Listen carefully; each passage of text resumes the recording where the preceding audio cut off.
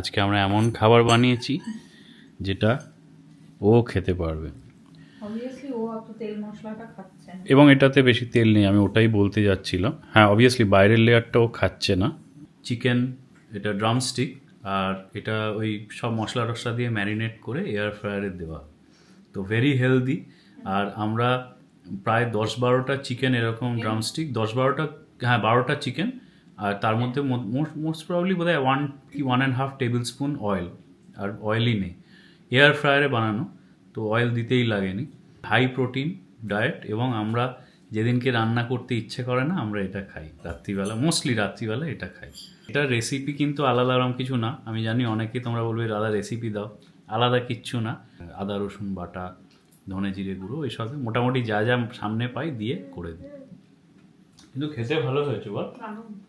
আচ্ছা, আমি ভাবছিলাম এই ভিডিওতে একটা প্রশ্ন করবো, তো জার্মানিতে সামার কেমন কাটলো? ভালোই কাটলো, now that it's going away. মানুষের কাছে যা থাকে তার কদর করে না। সামারটা ছিল, এখন চলে যাচ্ছে, শেষটার দুঃখ হচ্ছে। অলরেডি ঠান্ডা পড়তে শুরু করেছে। হ্যাঁ, ঠান্ডা পড়তে শুরু করেছে, হালকা হালকা ঠান্ডা এখন। তো আমরা সামারে বন্ধু বান্ধবদের বাড়ি গেছিলাম।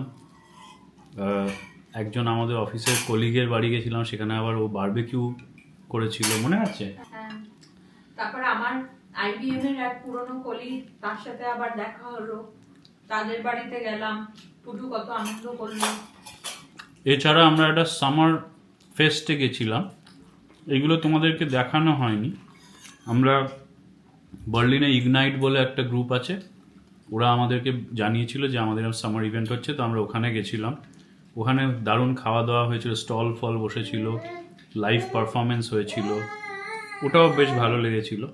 তো আস্তে আস্তে সামার চলে যাচ্ছে, তো it's like a looking back, throw back kind of.